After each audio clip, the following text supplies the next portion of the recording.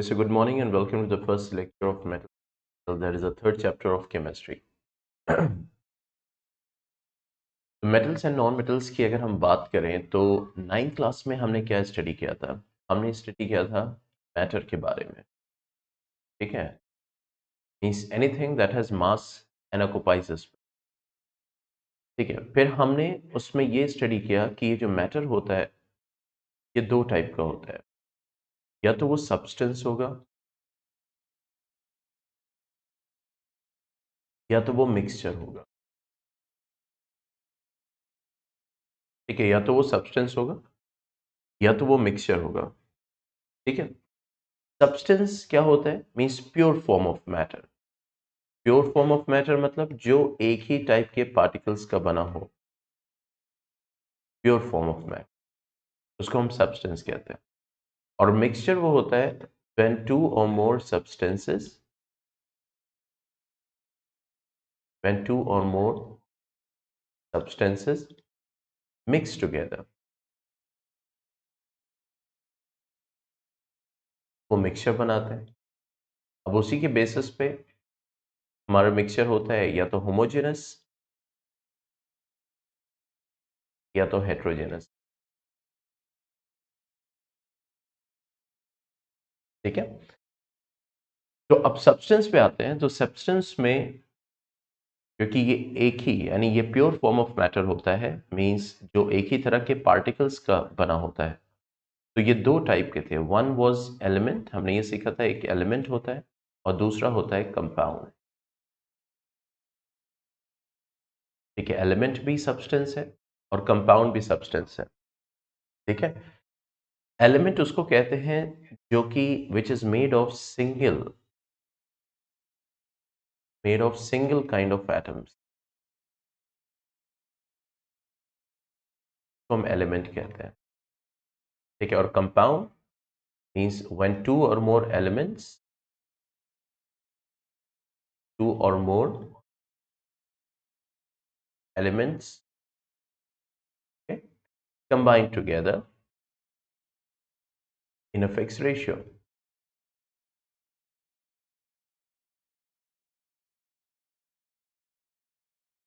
by mass, तो उसको हम क्या बोलते हैं? कंपाउंड बोलते हैं।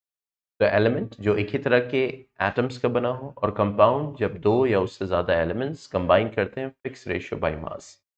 फिर हमने फर्दर स्टडी किया था कि ये जो एलिमेंट्स होते हैं तीन टाइप के होते हैं। इधर दे आर मेटल्स, इधर दे आर नॉन मेटल्स और मेटलॉइड्स। ठीक है, तो इस चैप्टर में हम इसी मेन जो दो कैटेगरी है, मेटल और नॉन मेटल, इसी के बारे में स्टडी करने वाले हैं, इनकी फिजिकल प्रॉपर्टीज के बारे में और केमिकल प्रॉपर्टीज के बारे में। ठीक है, तो हम ये जानते हैं कि अगर हम एलिमेंट्स की बात करें तो अराउंड, मीन्स अगर हम करंट डेटा की बात करें, मीन्स करंट डेटा, हालांकि जो आपके बुक में डेटा है, means it is to be considered from examination point of view, लेकिन अभी तक 119 एलिमेंट्स डिस्कवर हो चुके, डिस्कवर्ड सो फार। अब ये नहीं कहा जा रहा कि सिर्फ इतने ही होंगे, हो सकता है और ज़्यादा हो। ठीक है, क्योंकि अगर हम इसकी हिस्ट्री की बात करें तो 23 एलिमेंट से हुआ, फिर 54 एलिमेंट से हुआ। आदित्य पूछ रहे हैं एक्स्ट्रा क्लास चलेगी? गुड मॉर्निंग आदित्य, क्लास चल रही है। ठीक है, तो 119 एलिमेंट्स अभी तक क्या हो चुके हैं? डिस्कवर हो चुके हैं। ठीक है, अब इनको जो क्लासिफाई किया जाता है इनकी प्रॉपर्टीज के बेसिस, तो वन बाय वन हम क्या स्टडी करेंगे? प्रॉपर्टीज। तो let's start with metals.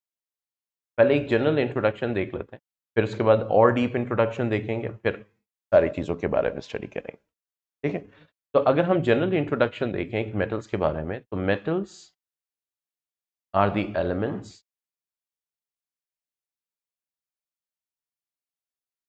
metals are the elements which conduct heat, electricity, and are malleable and ductile, which conduct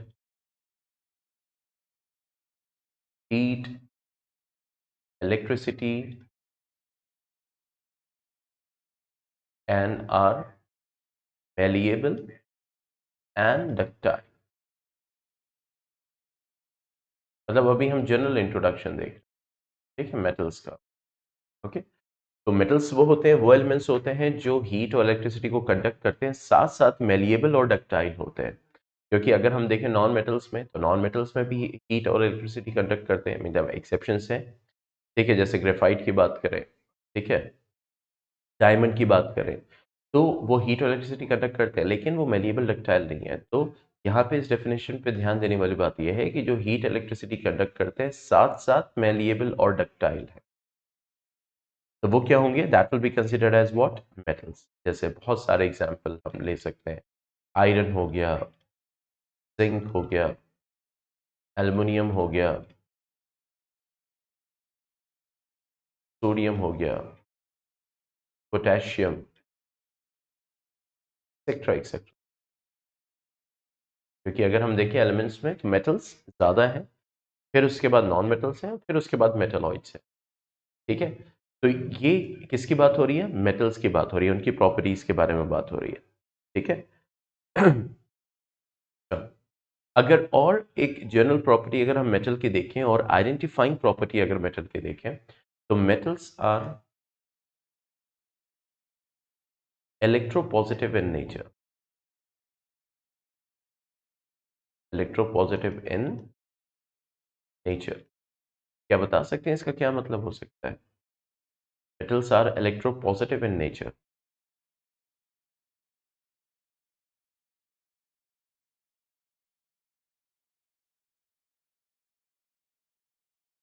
hmm,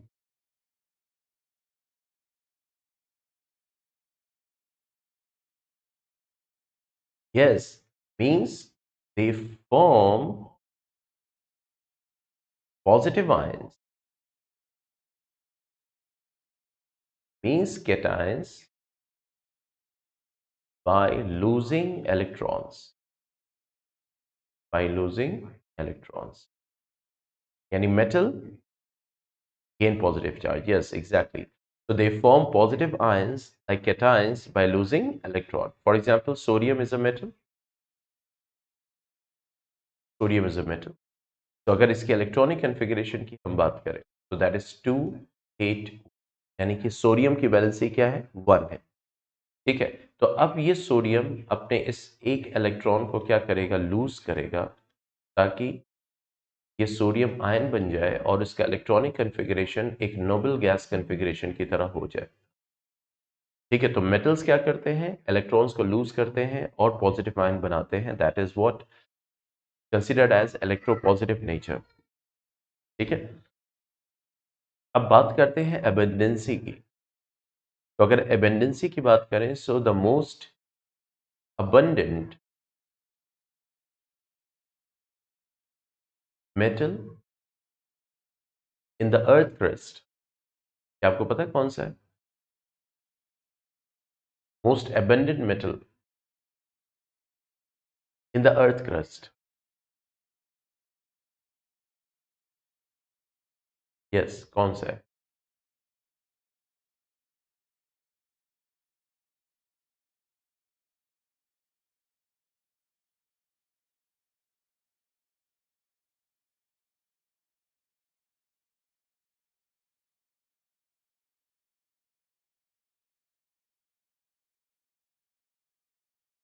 yes, that is aluminium, around 7%, ठीक है। Then second most abundant, ये पता है?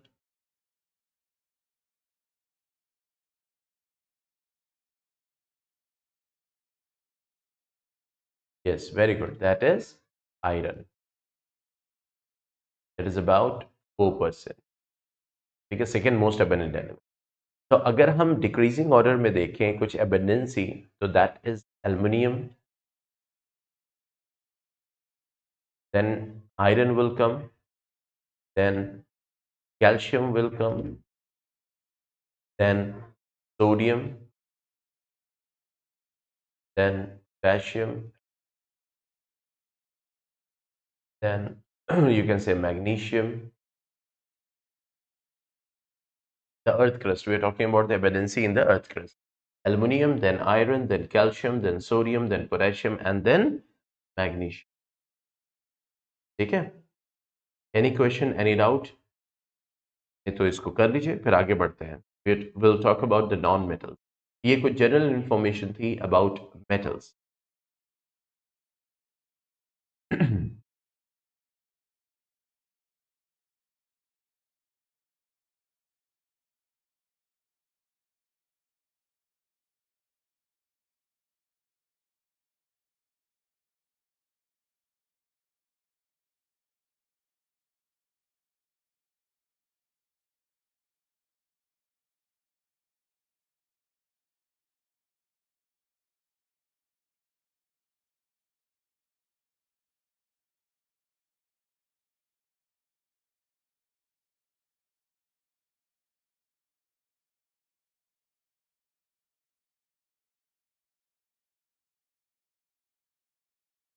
Done? Okay. Now coming to the next, that is non-metals. तो non metals की अगर हम बात करें तो नॉन मेटल्स क्या होते हैं? Non metals are the element which do not generally, क्योंकि हम यहाँ जनरल प्रॉपर्टी की बात कर रहे हैं, which do not conduct heat and electricity are neither malleable nor ductile, means they are brittle. Means non-metals are the elements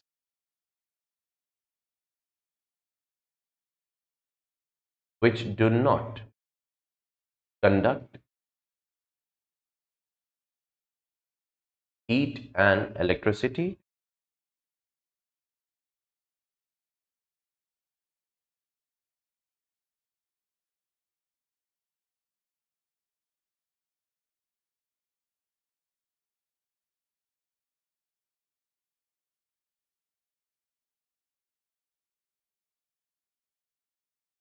okay, which do not conduct heat and electricity and are neither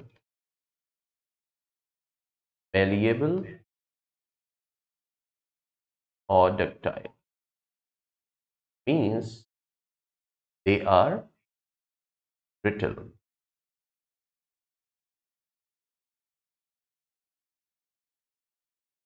They are brittle. ठीक है, so they are considered to be what? Non-metal. For example, बहुत सारे non metals हैं, जैसे हम बात करें carbon हो गया, सल्फर हो गया, फॉस्फोरस हो गया, okay, nitrogen, chlorine, oxygen, there's a list, etc., etc. Okay. Now coming to the next, that non-metals are what? They are electronegative in nature. These non-metals are electronegative in nature.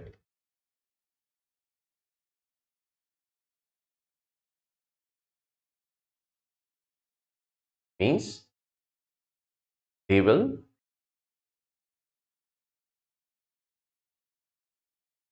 you can say form negative ions. क्या बनाएंगे? Negative ions बन. Okay. Or you can say anions by accepting electrons or gaining electrons.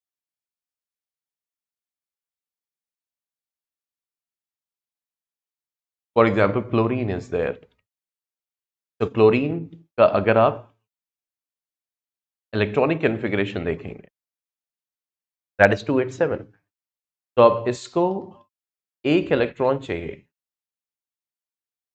ठीक है, ताकि ये जो है अपना इलेक्ट्रॉनिक कन्फिग्रेशन एक नोबल गैस इलेक्ट्रॉनिक कन्फिग्रेशन कर ले.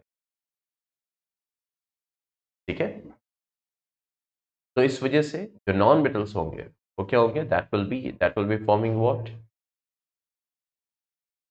Negative ions, that is anions.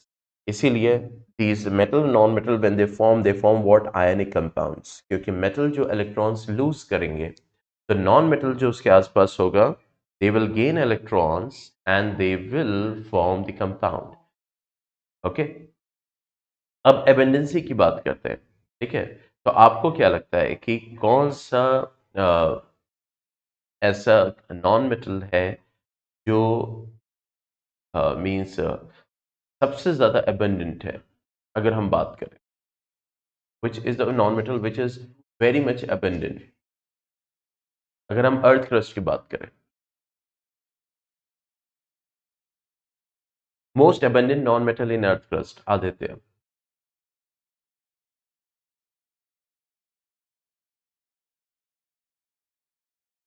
That is most abundant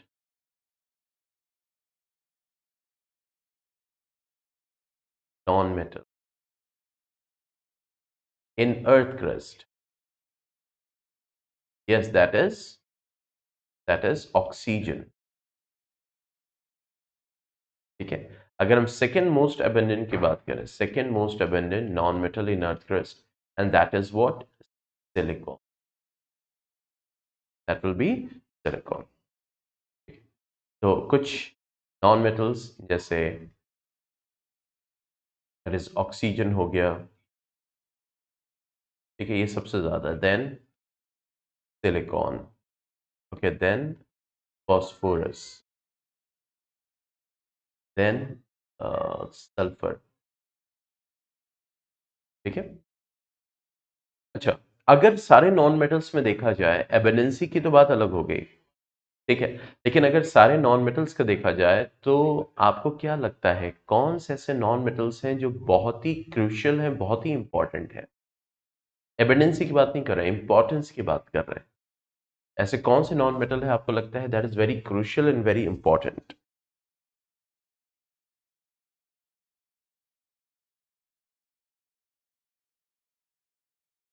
carbon, why? Oxygen and carbon, reason?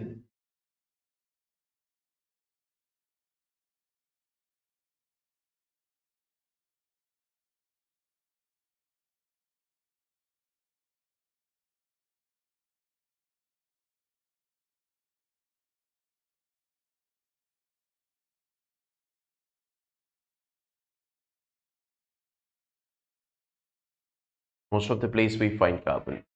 Yes, the answer is obviously carbon and oxygen. और इसी वजह से कार्बन के ऊपर पूरा चैप्टर है, कार्बन एंड इट्स कंपाउंड। क्यों? क्योंकि आप देखते हो कार्बन डाइऑक्साइड कार्बन का बना हुआ है, और ये कार्बन कितना ज़रूरी है ताकि प्लांट अपने फूड को मैन्युफैक्चर कर सके। और अगर प्लांट अपने फूड को मैन्युफैक्चर नहीं करेगा तो ये बताओ रेस्ट ऑफ द लाइफ तो एग्जिस्ट ही नहीं कर पाएगी ना, क्योंकि सब कुछ प्रोड्यूसर पर डिपेंडेंट है। इवन जो कार्निवोर्स है वो भी प्रोड्यूसर पर डिपेंडेंट है, वो भी प्लांट्स पर डिपेंडेंट है, क्योंकि अगर उनको वो एनिमल खाना है तो वो एनिमल प्लांट पे फीड कर रहा है। तो जब तक प्लांट नहीं होगा तो वो एनिमल नहीं होगा, तो कार्निवोर कहाँ से एग्जिस्ट कर जाएगा? ठीक है, तो यहाँ पे वही चीज है कि कार्बन, एक तो ये कि इतना बड़ा रोल, इंपॉर्टेंट रोल प्ले कर रहा है। दूसरा, that is also forming what, the skeleton or the base framework of the important compounds, organic compounds like protein, carbohydrate, fat, इनका जो बेसिक स्केलेटन है, बेसिक फ्रेमवर्क है, वो कार्बन का ही बना होता है। बात समझ में आई? और इसी तरह से ऑक्सीजन, वाई? बिकॉज ऑक्सीजन अगर है तभी हम रेस्पायर कर सकते हैं, वी कैन डू रेस्पिरेशन, और रेस्पिरेशन होगा तभी हम एनर्जी प्रोड्यूस कर सकते हैं, और तभी हम सरवाइव कर सकते हैं। ठीक है, so that's why the carbon oxygen is the most important, you can say, and the crucial elements of the non-metals of the, you can say, present in the nature. ठीक है, चलिए आगे बढ़ा जाए।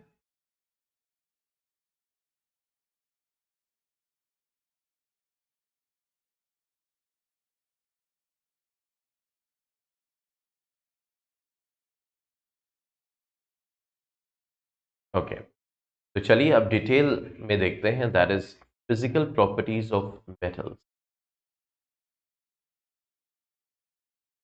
Physical properties of metals. Okay, अगर हम physical properties की बात करें तो सबसे पहले क्या, the metals are malleable, means they can be drawn into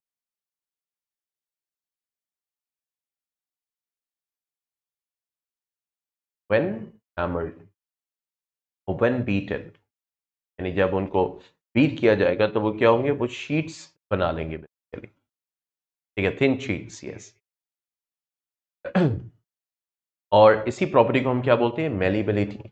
इस प्रॉपर्टी को हम क्या बोलते हैं, malleability, that is called as malleability.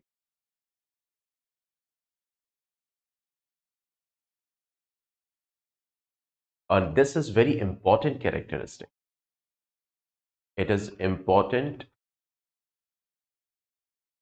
characteristics of metals, important characteristics of metals. ठीक है, so metals are malleable, they are you can say they can be drawn into sheets, like अगर हम बात करें तो gold and silver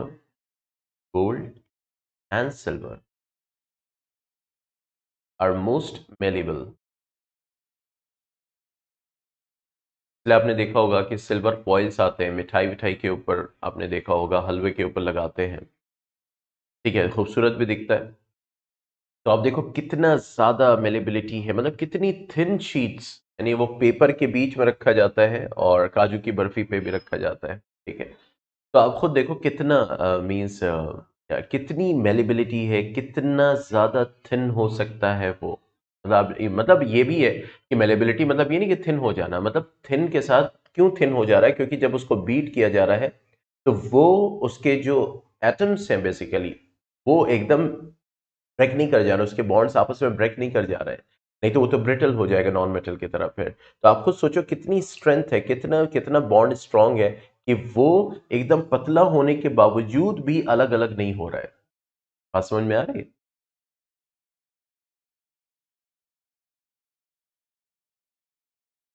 इसके बाद aluminium और कॉपर का नंबर आता है, एल्युमिनियम एंड कॉपर। और इसी सारी चीज़ों से हम देखते हैं कि कहाँ कहाँ मीन्स यूज़ होता है। तो अ, जैसे एल्युमिनियम फॉइल्स हो गए, एल्युमिनियम फॉइल्स, सिल्वर फॉइल्स। ठीक है, चॉकलेट रैपर्स, चॉकलेट के जो रैपर्स होते हैं उसके ऊपर आपने देखा होगा, जैसे किट कैट होता है, जब आप उसको ओपन करोगे तो आपको एल्युमिनियम का एक फॉइल उसके ऊपर मिलेगा, फिर उसको आप उसको वो करते हो, मीन्स कट करते हो, तब जाके आप चॉकलेट खा पाते हैं। तो चॉकलेट फॉइल्स जो आती हैं, एक्सेट्रा एक्सेट्रा।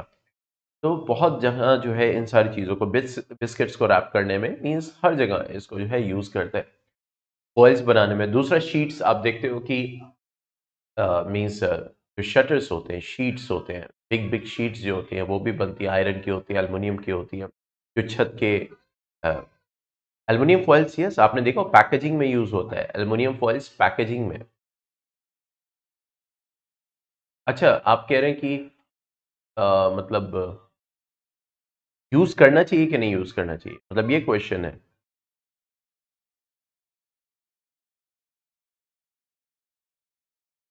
देखो वही चीज है कि अब बहुत ज्यादा अगर मटेरियल हीटेड होगा, बहुत ज्यादा गर्म होगा, तो ऑब्वियसली रिएक्शन होने के चांसेस हैं।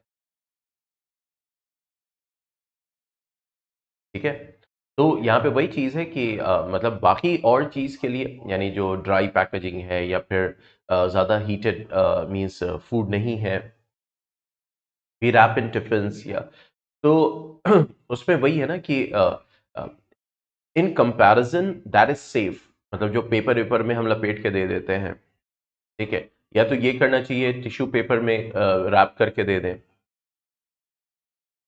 हाँ बिल्कुल, क्योंकि अगर हम रिएक्टिविटी की बात करें तो जैसे आदित्य ने पॉइंट मेंशन किया है, एकदम करेक्ट है, रिएक्टिविटी भी कम होती है ना एल्युमिनियम की।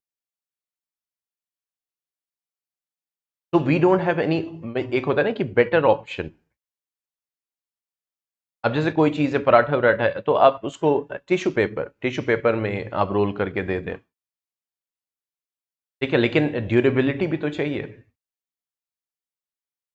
बहुत सारी चीज़ों को कंसिडर किया जाता है कि क्या एडवांटेज है, क्या डिसएडवांटेज है, इन सारी चीज़ों को लेकर। ओके।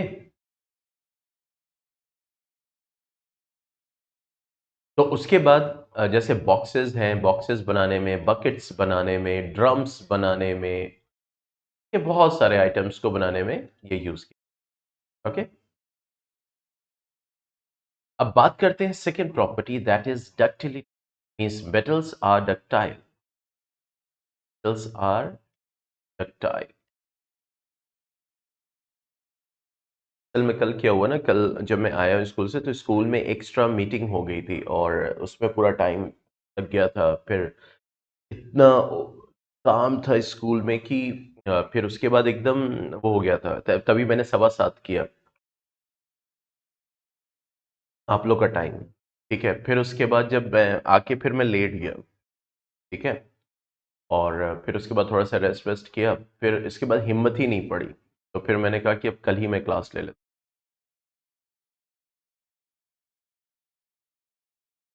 कुछ एकेडमिक मीटिंग्स थी, मतलब कुछ ऐसे बच्चे जो स्ट्रगलिंग हैं, मतलब नहीं स्कोर कर पा रहे हैं, नहीं पढ़ाई कर रहे हैं और पर्टिकुलर सब्जेक्ट्स में, तो उनके ऊपर वो मतलब डिसीजन लेना था कि कैसे उनको डाला जाए कि वो पढ़ें बैठ के, कैसे वो स्कोर अच्छा करें, सारी चीज़ों की पूरी मीटिंग थी। फिर ऐसे बच्चे जो रेगुलर नहीं है क्लास में, ठीक है, रेगुलरिटी के ऊपर, मतलब उन सारी बहुत सारी चीज़ें थी जिसके ऊपर। ठीक है, तो metals are ductile means they can be drawn into wires, they can be drawn into wires।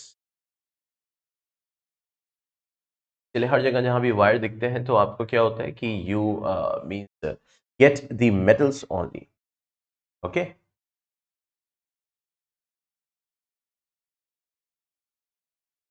तो इसीलिए this is also what very important characteristic of, जो कि नॉन मेटल में नहीं दिखती है। ठीक है। अच्छा, most ductile, yes, gold is the most ductile. उसके बाद आता है silver. Gold is the most ductile. Okay. आप मतलब तकरीबन गोल्ड की अगर हम बात करें तो या 1 ग्राम गोल्ड से आप अराउंड 2 किलोमीटर लॉन्ग वायर बना सकते, यानी सिर्फ 1 ग्राम गोल्ड से। ठीक है, 1 ग्राम गोल्ड आ जाएगा ऐसे ही 5,000 रुपए का। तो आप इससे जो है 2 किलोमीटर लंबा, 2,000 मीटर लंबा वायर बना सकते हैं। आप अंदाजा लगाओ। ठीक है। फिर उसके बाद सेकंड पे आता है कौन, सिल्वर। ठीक है। फिर उसके बाद आपका आता है कॉपर, फिर आता है aluminium. Copper and aluminium.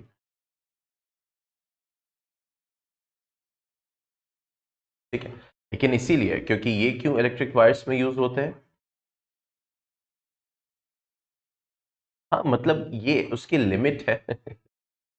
Obviously कहीं ना कहीं जाके, अब वो आप ऐसे अंदाजा लगाओ, जो सिल्वर फॉइल है, ठीक है, वो जितना वो मैलिएबल हो जा रही है, उसके बाद अगर आप उसको टच करोगे, फिर टच करोगे तो ब्रेक करेगी कि नहीं करेगी।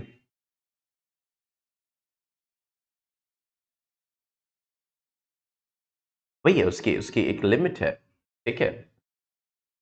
तो same here, same in the case of ductility. ठीक है, same in the case of ductility. कितना पतला कर दो। ठीक है। आपने देखा होगा, इसीलिए इतने डक्टाइल होते हैं कि मतलब जो वायर्स होते हैं सिल्वर, और से लोग उससे कपड़े के ऊपर लिखते भी हैं। ठीक है। मीन्स हम लोग के वहाँ जो है, जो काबा है बेसिकली मक्का में। ठीक है, तो आपने देखा होगा वो ब्लैक कलर का क्लॉथ होता है, उसके ऊपर जो कुरानिक वर्सेस लिखी होती हैं वो गोल्ड वायर ही होते हैं। ठीक है, उसी से लिखा जाता है। हाँ, एक्सेप्शंस ऑलरेडी ऑब्वियसली एक्सेप्शंस होंगे। यहाँ पे प्रॉपर्टीज की बात हो रही है, तो ऑब्वियसली यहाँ पे जनरल प्रॉपर्टीज की बात हो रही है। ठीक है, तो लोग मतलब उसको लिखते भी, आप सोचिए कितना पतला होगा कि उससे लिखा जा रहा है। ठीक है। तो कॉपर एल्युमिनियम भी है, और ये किसके लिए बनाया जाता है? Wire, wire. ठीक है, वायर इससे होते हैं। हालांकि वायर हम इससे भी बना सकते हैं, लेकिन अगर आप इलेक्ट्रिक वायर्स अगर आप बनाओगे इससे, गोल्ड और सिल्वर से, तो रोजाना चोरी होगी, रोजाना लाइट कटेगी। तो इस वजह से जो है इलेक्ट्रिक वायर्स, क्योंकि इसमें कंडक्टिविटी भी चाहिए। ठीक है, कंडक्टिविटी भी चाहिए ताकि भाई इलेक्ट्रिसिटी कंडक्ट हो सके प्रॉपरली, और मतलब चीप भी होना चाहिए। हाँ मिस, अभी भी आप देखो वहां पे जहाँ पे आपके जो बड़े बड़े लैब्स और मीन्स जो साइंटिफिक इक्विपमेंट्स और बड़े बड़े लेवल पे है, वहां पे इसी को यूज किया जाता है, इसी के वायर्स यूज किए जाते हैं।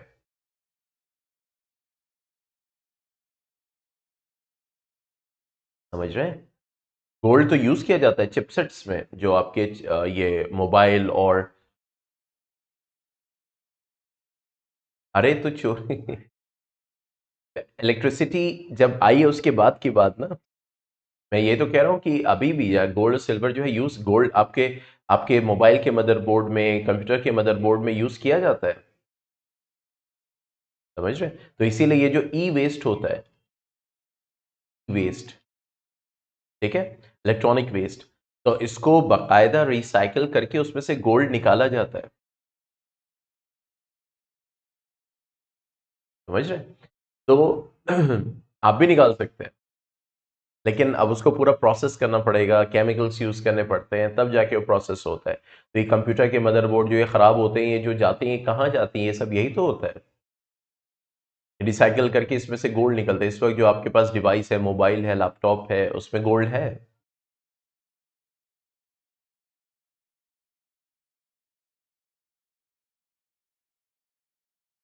वो यूज होता है भाई, मैं ये नहीं कह रहा कि सिर्फ गोल्ड यूज होता है, मैंने कहा गोल्ड भी यूज होता है।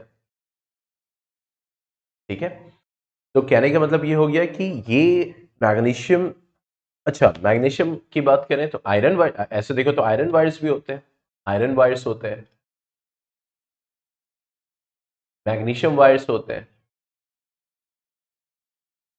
मैग्नीशियम वायर्स यूज कहाँ होते हैं? लैब्स में यूज होते हैं। Labs, experiment, science experiment conduct करने में यूज होते हैं। ठीक है, ऐसे तो आप देखिए टंगस्टन भी है, आपके बल्ब में टंगस्टन होता है। तो टंगस्टन जो होता है, अगर आप उसको देखोगे तो वो वायर के फॉर्म में ही तो होता है बल्ब में। कभी देखा है?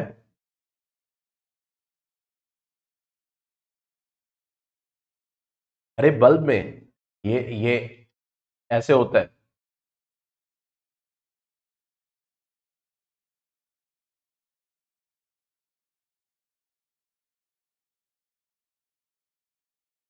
ऐसे यहाँ पे। तो ये क्या है? ये टंगस्टन ही तो है। ये क्या है? वायर के फॉर्म में तो ही है। ठीक है, बात समझ में आ गई? चलो अब आगे बढ़ा जाए।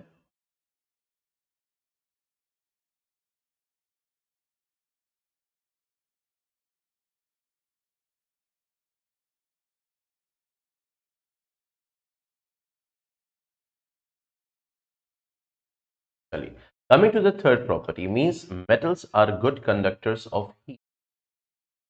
They are good conductors of heat.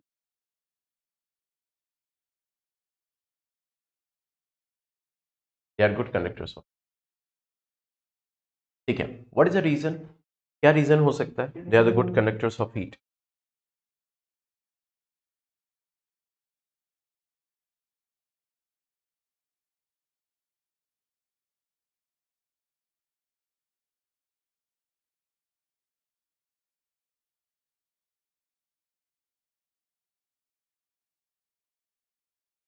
High melting point, Divya कैसे हाई मेल्टिंग पॉइंट कंडक्शन में कैसे मदद कर रहा है?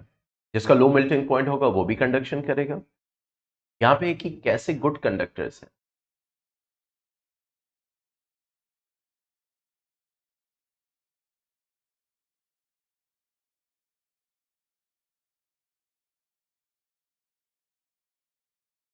आदित्य ने सही मेंशन किया, means because of the presence of free electrons. Free electrons he electricity conduct करेंगे, यही फ्री इलेक्ट्रॉन्स जो हैं हीट कंडक्ट करेंगे। आयनिक बॉन्ड, आहा, ये बताओ सिर्फ आयरन है, तो आयरन में आयनिक बॉन्ड कहां से आए? सिर्फ आयरन का वायर है, तो आयरन में तो आयरन के सिर्फ एटम्स होंगे। बॉन्ड तो वहां आएगा ना जहां कंपाउंड बनेगा।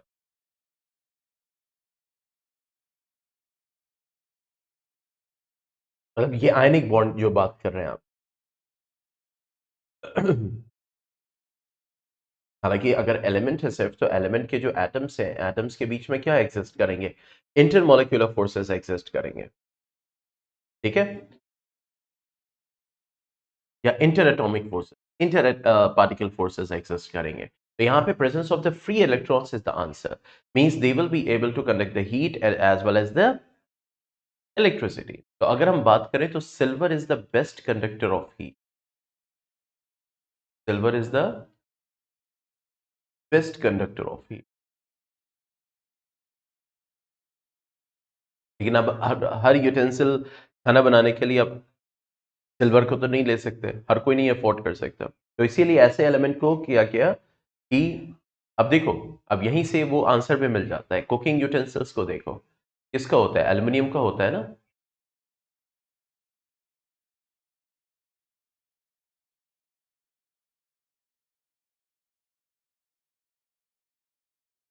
कुकिंग यूटेंसिल्स मेनली जनरली किसका होता है? एल्युमिनियम। इसका जाहिर सी बात है अलॉय होता है, क्योंकि सिर्फ एल्युमिनियम लोगे तो वो तो बहुत ज्यादा वैसा होगा। स्टील में, स्टील डिपेंड करता है कि आयरन के साथ क्या मिक्स है, आयरन के साथ दूसरा मेटल मिक्स है या आयरन के साथ कार्बन मिक्स है। ठीक है, तो कुकिंग यूटेंसिल्स की मैं बात कर रहा हूं। अगर सिर्फ एल्युमिनियम होगा तो ऑब्वियसली वो एल्युमिनियम बहुत ही आप कह सकते हो कि सॉफ्ट होगा, फिर वो बेंट हो जाएगा। तो इसीलिए वहां पे एल्युमिनियम का अलॉय यूज करते हैं। क्या यूज करते हैं? अलॉय। खाना में कुकर होता है, कुकर।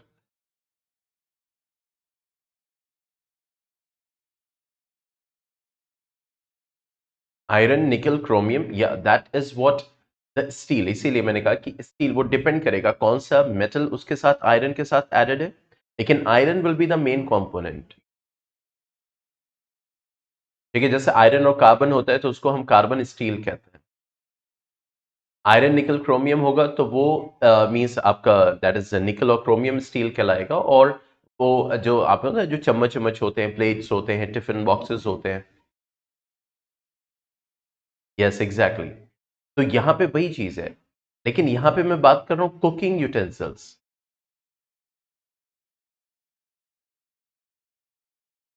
हाँ, तो वहां पे एल्युमिनियम के अलॉय मींस जनरली जो होते हैं, that is duralumin and all, तो उसको हम यूज करते हैं। ठीक है, अब यहां से एल्युमिनियम आ गया ना, aluminium main component. Aluminium foil, जो हम क्वेश्चंस जो हम डिस्कस कर रहे थे, कि हम वहां बाकायदा मतलब कुकिंग के लिए यूज कर रहे हैं, मतलब मेरा मेन कंसर्न ये था।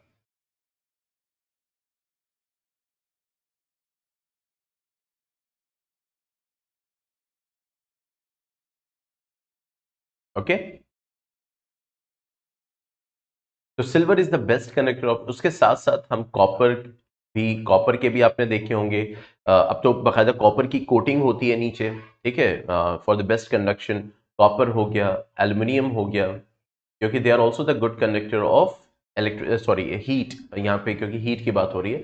तो copper and aluminium they are the good conductor of what? The heat. अगर हम you can say poor conductor की बात करें ऑफ हीट, ये हो जाएगा दैट इज मरकरी।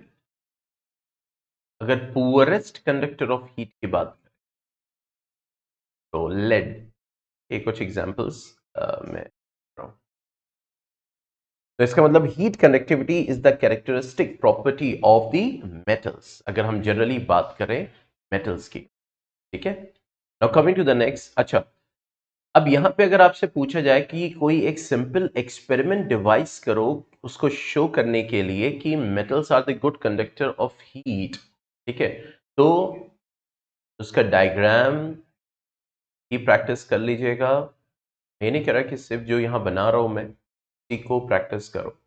हम एक मेटल ले लेंगे, कोई सा भी हमने मेटल ले लिया।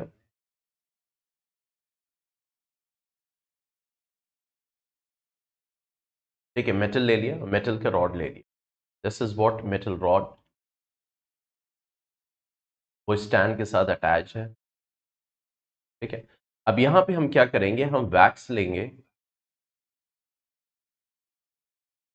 और इस पे लगा देंगे।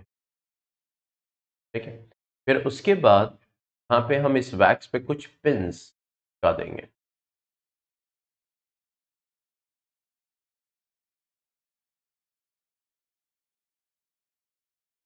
ठीक है, और यहाँ पे हम के एंड पे है एक कैंडल जला देंगे।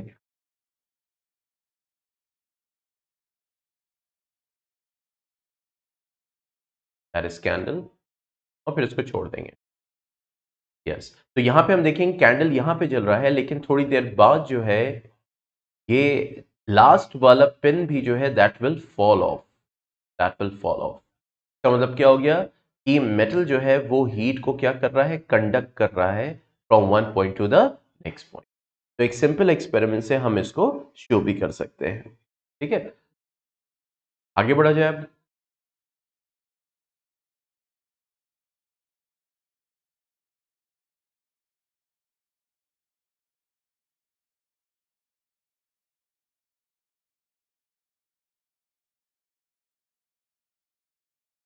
Coming to the fourth one. So metals are good conductor of electricity.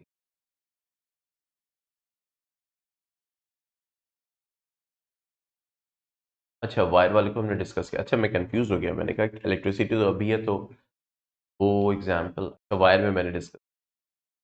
Good conductor of electricity, the reason again the presence of free electrons, the presence of free electrons.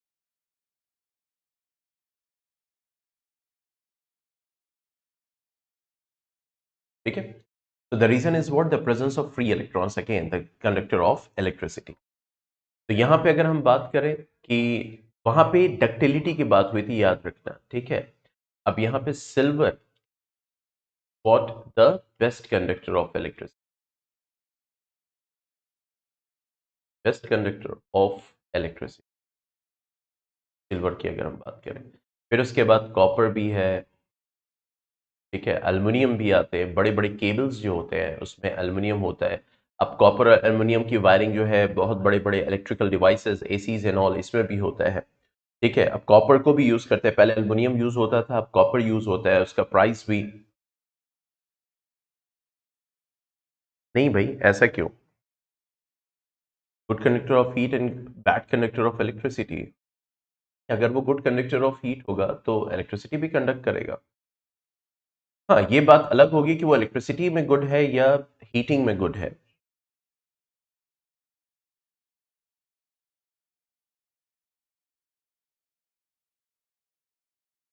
नहीं, अगर अगर इस condition में देखा जाए तो हम ले सकते हैं, जैसे मरकरी हो गया। ठीक है, तो poor conductor of, they are poor conductor of heat, but they are means अगर good conductor of electricity. Lead हो गया, जैसे लेड हो गया, लेड भी it's a good conductor of electricity.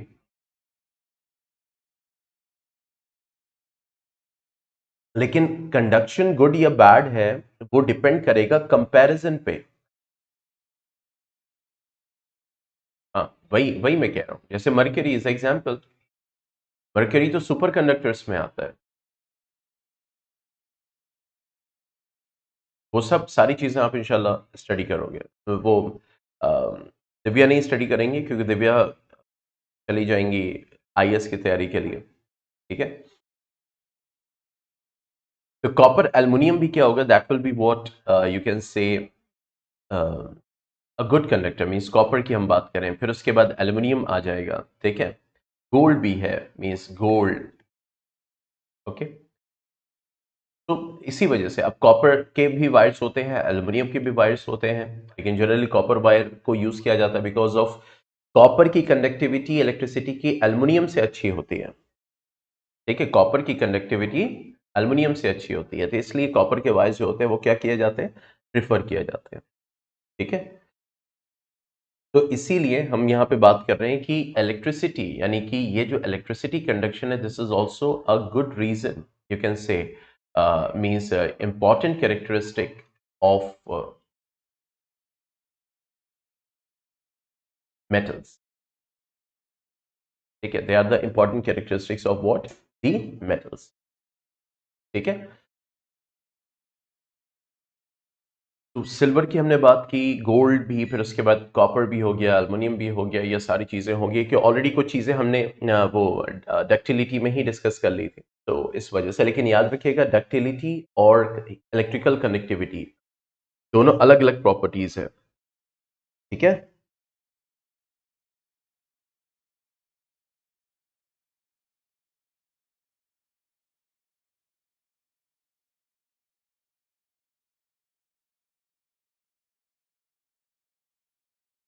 और इसीलिए जब ये वायर्स होते हैं, यूज करते हैं इन वायर्स को, तो we have what, we have a coating of plastic. हम प्लास्टिक कोटिंग करते हैं, नहीं तो हमें भी झटके लग जाएंगे। पीवीसी की कोटिंग होती है अराउंड, ताकि जो है मींस इलेक्ट्रिकल शॉक्स नहीं लगे, क्योंकि PVC is what, the bad connector of what, electricity. ठीक है, तो कल भी हम इसी को कंटिन्यू करेंगे, मंडे में और ट्यूसडे में। ठीक है, फिर उसके बाद वेंसडे, थर्सडे, फ्राइडे, मींस जैसे मैथ्स पिछले वीक जो है वो हो गया था। ठीक है, और सैटरडे में ना होके संडे में हुआ है। ठीक है, तो इस वजह से फ्राइडे में मैंने शायद मैथ लिया था, तो इस वजह से मंडे और ट्यूसडे मैं केमिस्ट्री ही लूंगा। ठीक है, फिर उसके बाद वेंसडे, थर्सडे, फ्राइडे हम देख लेंगे मैथ्स को, या हो सकता है सैटरडे में भी मैथ्स को देख लें। फिर अगले संडे फिर केमिस्ट्री हम कंटिन्यू कर देंगे। ठीक है, फिर उसके बाद वीक्स वो डिपेंड करता है, कभी कभी depending on the situation also. तो बहरहाल अभी मैं मंडे ट्यूसडे केमिस्ट्री ही लूंगा। ठीक है, कल और परसों।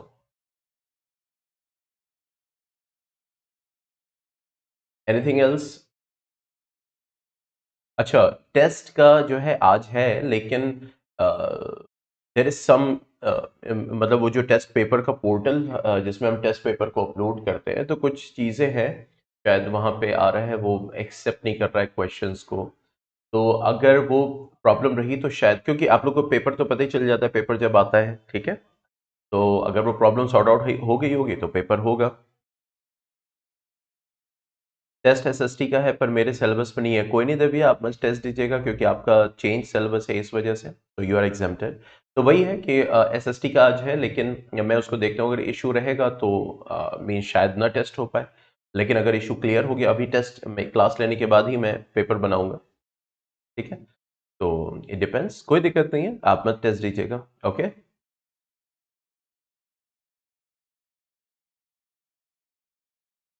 चलो फिर, anything else you want to से?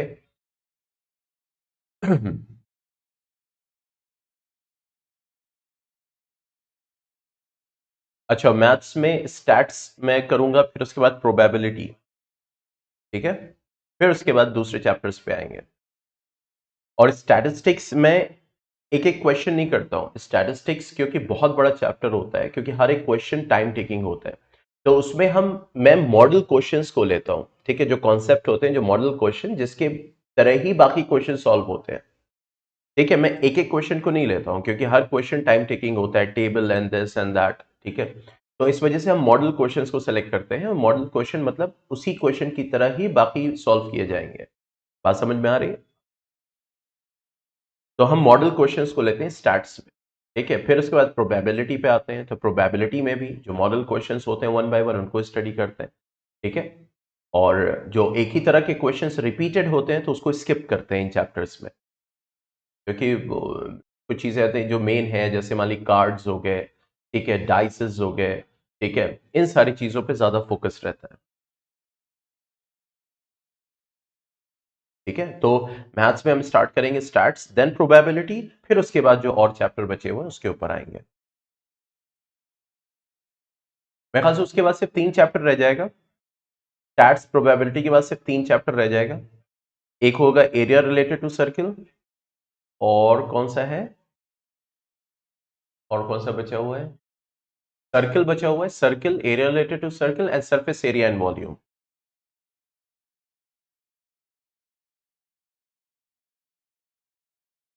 स्टैट्स प्रोबेबिलिटी के बाद, आर यू श्योर, क्या डरा रही हैं?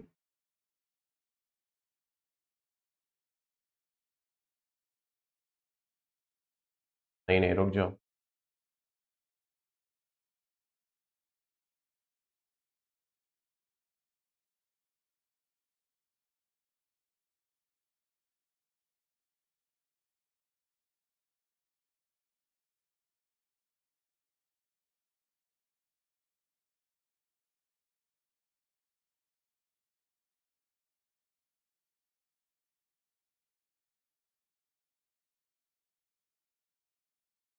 देखो, रियल नंबर हो गया, पॉलिनोमियल्स हो गया, pair of linear equation, quadratic equation, AP, ये पूरा यूनिट कंप्लीट हो गया, यूनिट 1।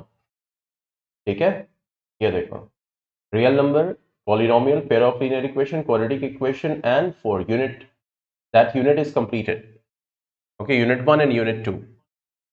अब आते हैं यूनिट 3 पे। तो यूनिट 3 में सिर्फ कोऑर्डिनेट ज्योमेट्री है। ठीक है, यूनिट 3 बची हुई, एक चैप्टर ये हो गया, सर्कल्स हो गया। सर्कल्स हम लोग ने कर लिया था, नहीं किया था? नहीं किया था। तो कभी कभी कंफ्यूज हो जाता हूँ मैं, 9th में और 10th में।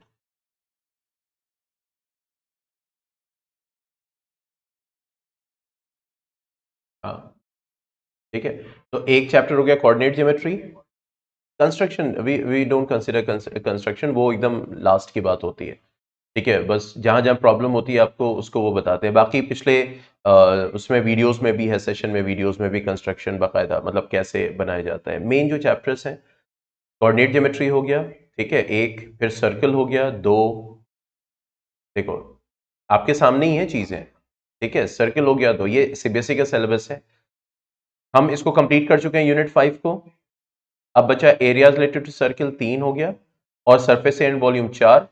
तो 4 ही तो रह गया दिव्या। स्टैट्स प्रोबेबिलिटी के बाद ये कंप्लीट करेंगे, फिर उसके बाद areas related to circle, surface area and volume.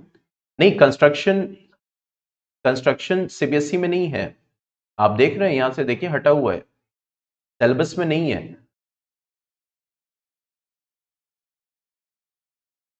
तो coordinate geometry, circles, areas related to circle भी नहीं है।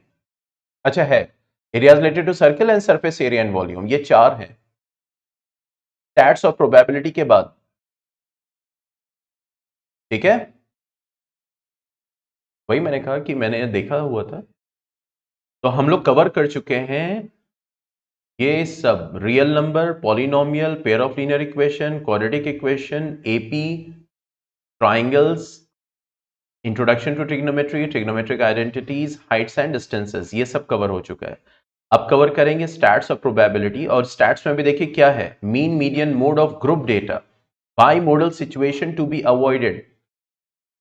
ठीक है, तो हमें किस पे फोकस करना है, मेन, मीन, मीडियन, मोड पे। तो बाकी चीजों को हम लाइटली समझेंगे, चीजों को। हमें मेन फोकस करना है मीन निकालने पे, मीडियन और मोड ऑफ ग्रुप डेटा। ठीक है, और यहां पे प्रोबेबिलिटी पे classical definition probability and simple problems on finding the probability, means NCERT. जब सिंपल प्रॉब्लम बोले दैट मींस एनसीईआरटी कंटेंट। ठीक है, तो इसके ऊपर हम फोकस करेंगे।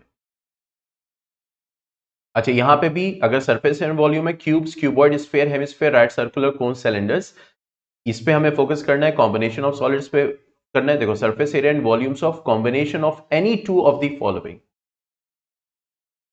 ठीक है, तो जो एनसीईआरटी में है उसको हम कंसिडर करेंगे। ठीक है, अंडरस्टूड। तो after stats and probability we have only 4 chapters left, वो भी छोटे छोटे। तो स्टैट्स एंड प्रोबेबिलिटी के बाद हम क्या स्टार्ट करेंगे, कोऑर्डिनेट ज्योमेट्री। कोऑर्डिनेट ज्योमेट्री में हमें क्या करना है, सिर्फ और सिर्फ डिस्टेंस फॉर्मूला और सेक्शन फॉर्मूला। ट्राइंगल नहीं है, it is not in the course. Distance formula and section formula, that's it. Okay,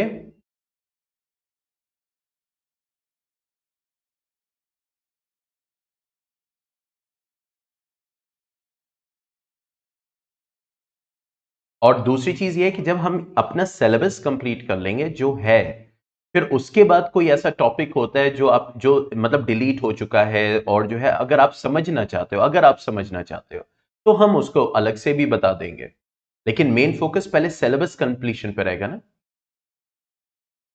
revision देखो, रिवीजन आप हमेशा जानते हो आदित्य, आप क्योंकि पुराने स्टूडेंट भी हैं, रिवीजन ऑलरेडी जो रिकॉर्डेड लेक्चर्स हैं वो खुद रिवीजन है ना।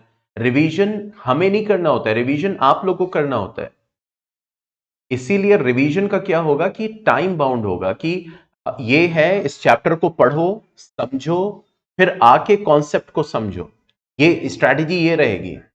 ये नहीं रहेगा कि फिर से मैं इसी क्वेश्चन को यहां बैठ कर रिपीट कर रहा हूं। जैसे मान लो ये क्वेश्चन है, तो इस क्वेश्चन को मैं फिर से यहां रिपीट कर रहा हूं।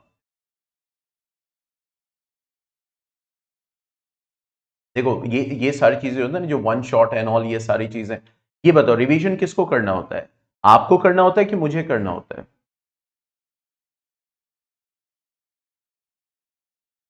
तब ये वन शॉट कब तुम्हें फायदा देगा? वन शॉट तब फायदा देगा ना कि जब तुम पढ़ चुके होगे। मैं बैठ के यहां पे रिकॉर्डेड लेक्चर्स हैं, ये रिकॉर्डेड लेक्चर्स जो डिटेल में हैं, ये जब आप रिवाइज करोगे, जब बैठ के देखोगे, पढ़ोगे लाइन बाय लाइन एक एक चीज, तब जाके वो वन शॉट काम आएगा ना। कि मैंने यहां पे एक चीज बता दी, फिर उसके बाद उसी को समराइज कर दिया 1 घंटे, मतलब 12 घंटे का लेक्चर मैंने 1 घंटे में समराइज कर दिया, फायदा मिल जाएगा। Just think over it, use your common sense. फायदा तब मिलेगा जब बैठ के तुम लोग पढ़ के आओगे, तब फायदा मिलेगा। बात समझ में आ रही है?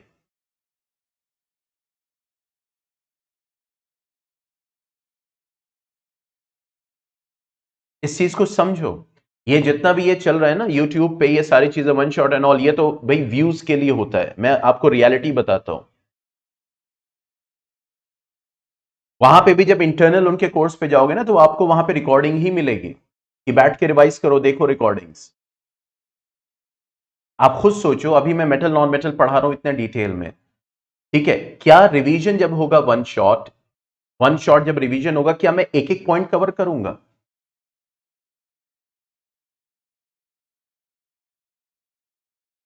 नहीं ना। तो अब वो इस पॉइंट जो स्किप कर गए हैं, आप उसको कैसे याद करोगे फिर? इसीलिए हमें रियलिटी चेक पे रहना है, मतलब कि रिवीजन आपको करना है, उसके साथ आओगे आप।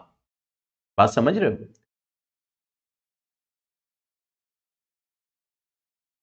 मतलब मैं एक टारगेट दूंगा, क्योंकि देखो सबका अपना अलग अलग होता है, किसी का प्री बोर्ड चलता है, किसी का कुछ चलता है, किसी का कुछ चलता है, सबका अलग अलग शेड्यूल होता है।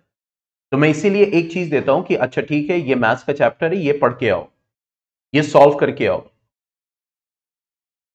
हाँ, सैंपल पेपर्स तो इसी के बाद डिस्कस करते हैं ना।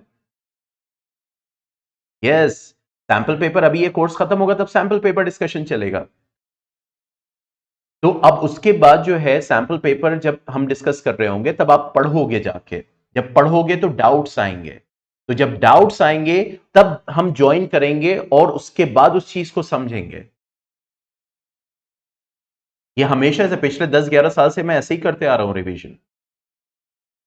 क्योंकि रिवीजन मुझे नहीं करना है, मैं यहां पे बैठ के फिर से पढ़ा दूंगा, वो तो रिकॉर्डेड लेक्चर पहले ही से मौजूद है। लेकिन आप सिर्फ सुनोगे, फिर यहां से चले जाओगे, फिर अपने काम में लग जाओगे। मेन क्या है? स्टूडेंट को रिवीजन करना है। अरे वही मैं बता रहा हूं, डाउट्स और ये सारी चीजें जो होती हैं इतना फायदा करती हैं। आदित्य आप तो पिछले साल भी थे। तो जब आप रिवीजन खुद करते हो, खुद उस चीज को पढ़ते हो, डाउट्स के साथ आते हो, that is actually the revision. वो असल में रिवीजन होता है।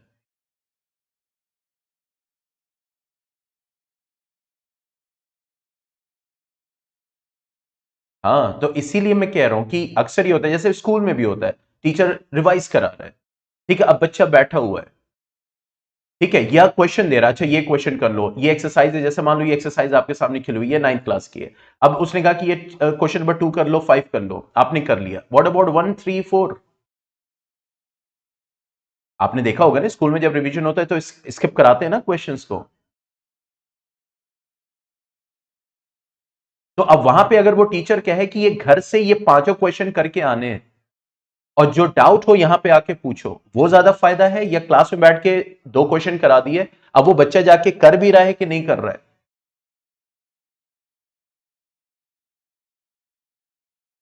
तो हमें उस चीज को अपनाना है और स्टूडेंट्स को उस चीज पे डालना है जिससे उसको ज्यादा फायदा मिलने वाला है।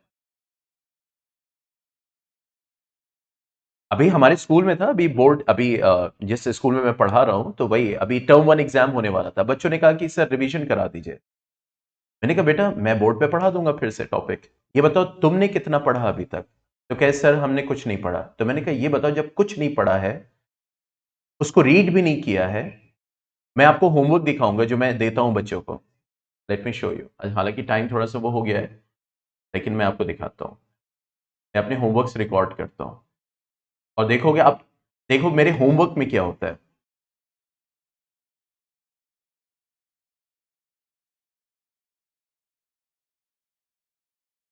देखिए टाइम हो गया 8 क्लास का, लेकिन मैं आपको दिखाता हूँ।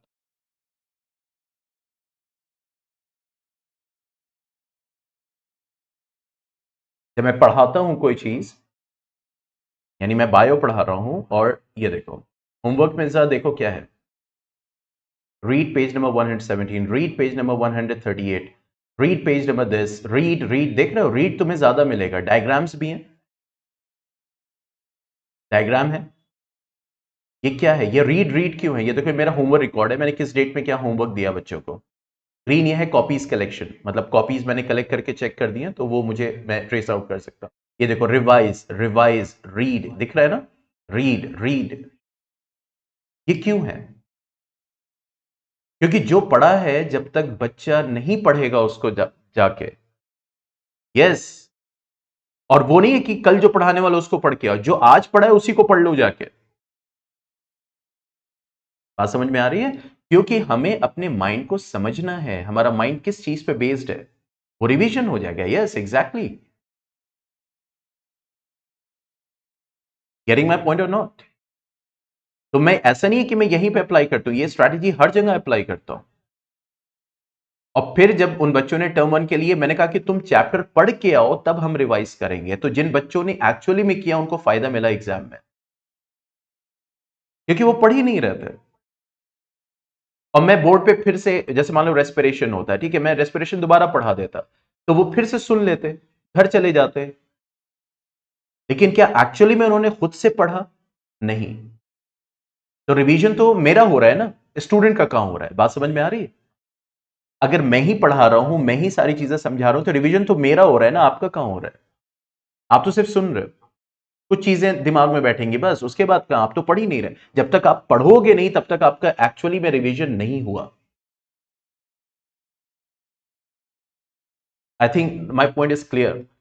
तो मेरा रिवीजन उसी तरीके से होगा, ठीक है। और अल्हम्दुलिल्लाह फायदा बच्चों को मिलता है, आपने परसेंटेज देखी हुई है पिछले सालों में, जो एक्चुअली उसको अप्लाई करते हैं वो गेन करते हैं। ठीक है, चलो फिर कल मिलते हैं। 8 का भी टाइम हो गया, बच्चे वेट कर रहे होंगे। Okay then, goodbye, take care.